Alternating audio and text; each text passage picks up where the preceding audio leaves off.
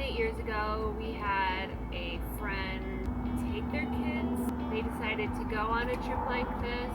They sold their house. They were out for 9 months, and they were in not a fifth wheel, but something similar. But the concept inspired me. Fast forward several years, we had to get into a place where my husband could work from the road. Didn't really want to sell our home. In May of this year, 2019, we went on this date where we had some time to talk and think, and we just hashed out how we could possibly do a trip like this. And we wrote all the problems, all the things we would need to figure out, all the problems we would have to solve, and it filled probably a page or two. And then we just started talking through it. We had a plan A, a plan B, a plan C. Things like, do we want to just go for summers? Do we want to just do half a year? Do we want to do a whole year? Do we want to do fall, come home, and then go back in the spring? We had all these options, but in the end, we're like, you know what, let's just dive in. Let's pretend that doing this all out is the right thing, and let's just kind of go with that.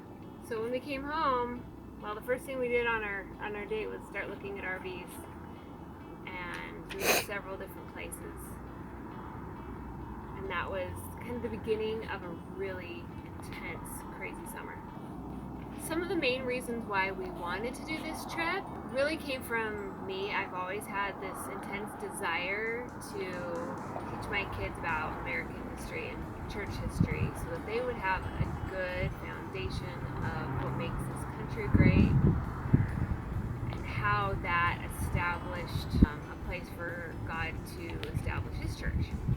So I really want my kids to have that opportunity to travel the United States and visit historical sites and really get an appreciation for the history behind it, but also I wanted the kids to also just have a chance to see the national parks and just the variety and the beauty of this country.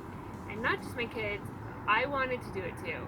When I was in college, right before I got married, I did a trip like this in 2 weeks with my family.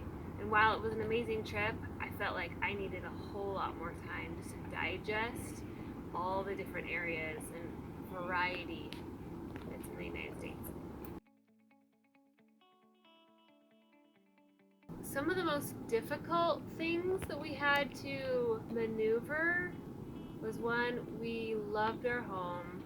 We had just remodeled it a year ago. We loved the kitchen, we loved our neighborhood, we loved our ward, we loved people around, and that was something that was going to be really hard to leave behind, especially because we have a son with Down syndrome, special needs. We had a family helper that would come in 20 hours a week and watch him and help him, plus he went to school and had special needs help.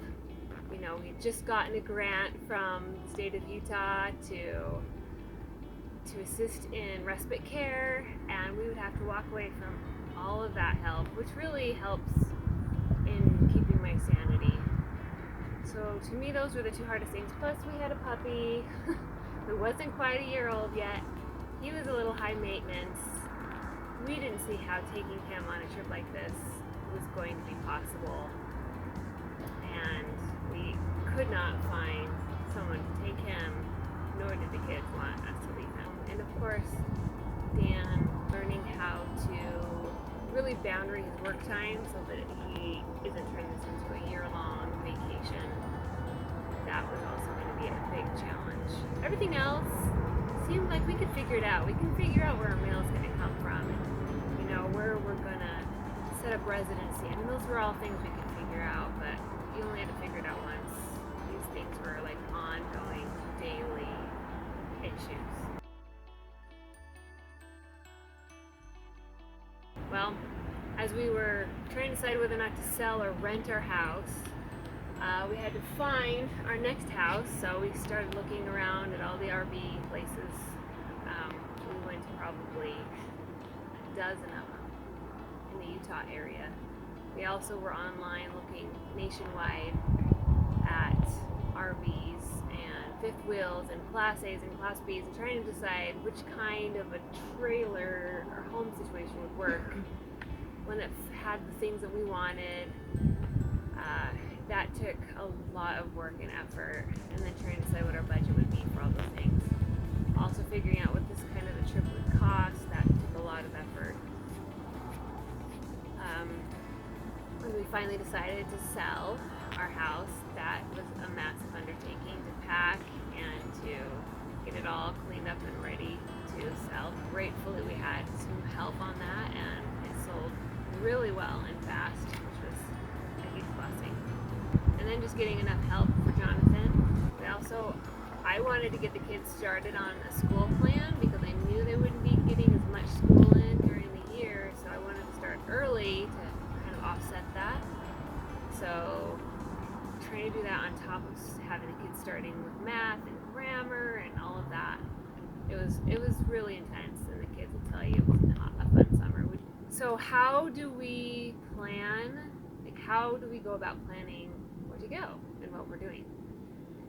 We decided we wanted to stay out of cold weather. We didn't want to be in any snow or ice. We decided in the fall we would go up to the north, starting with Wyoming and Montana, and we would just go, first we would go west, then we'd go down the west coast, and during those winter months where people are usually in snow up in the north, we're going to stay south. So we'll be in Arizona, Texas, and Florida for most of the winter months, and as soon as spring hits, our plan is to go up through the East Coast. And really, I wanted that plan rather than the reverse plan, so that we would have enough time to really get some good studying done before we actually saw these places on the East Coast, because that's where the most history, that's the richest part of the American history, church history, is on that East Coast. So the way we plan that is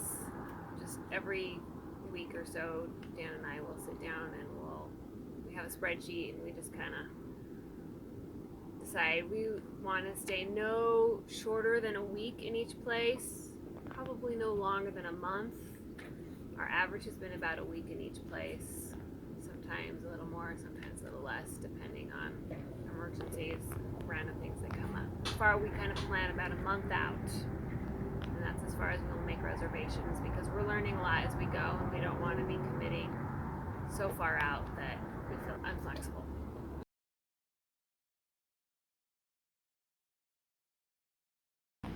So some of the things that we had to sacrifice to do this trip, besides the obvious, our home, our neighborhood, our friends, is, our kids were going to a great school and they were doing really well. My kids went to American Heritage in Pleasant Grove and loved it, and it was really, really hard to give up what they would have been doing this year in school. That was probably the hardest thing. A backyard where dog could play, that was hard to give up. Consistent internet and stores and routines, it's hard. We're kind of starting to get into the hang of a new thing as we adjust to a small area. It just becomes the new normal. It's not quite so hard anymore.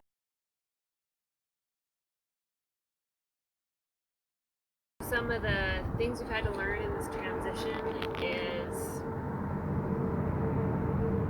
we have to do jobs differently, chores are different, learning how to spread out in a small space, how to cook meals in a small space. We've learned how to maximize outdoor space, which really helps when someone's cooking out here and someone's cleaning in there. It makes it a little easier. We have to figure out how to take care of John in this open space where he can just get lost so easily, and he's a runner, so he's always disappearing. So, and taking Charlie out, those are all things that we're learning to adjust, and doing school, and that'll probably be its own thing, how we do school and chores